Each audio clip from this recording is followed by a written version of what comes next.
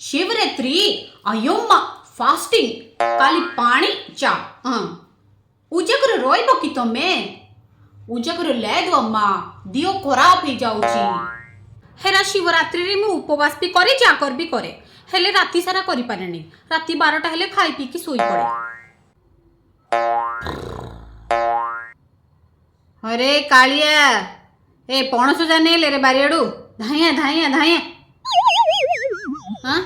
केतल मु सोईची धीरे तो बईची बईची धीरे सोई पड़ले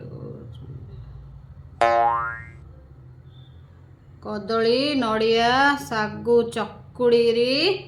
पिंच खाई नाई है केतल सोईची मु हाँ बईरे टे ढूलेले हब बा जागर रे सोयार नाई ना। हेलो काली शिवरात्रि मु उपवास करिछि काली संध्या बेले तमे मंदिर को आसीबो ना मिसिकी जागर जालिबा मु कुआडे सुनिछि जे जो माने मिसिकी जागर जालंती सारा जीवन पाई साथी हे जानती आमे भी शिवरात्रि रे फास्टिंग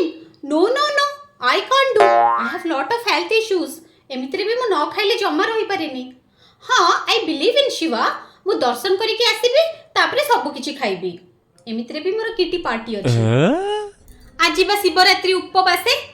रे के खाए सेया सेई सकाळो 4टा खंडे परोटा गिन्ने सेमिया आउ सागु खेचुडी टिके आ ता सहित ए जो फळमूल टिके एतिकी खाइछि ना हेला जे मु कोन भात खाइछि कि भात खाइले ताको खाइबा कुआ जाय ना उपवास रे एई सब टिके टिके खाइबा कथा। हाँ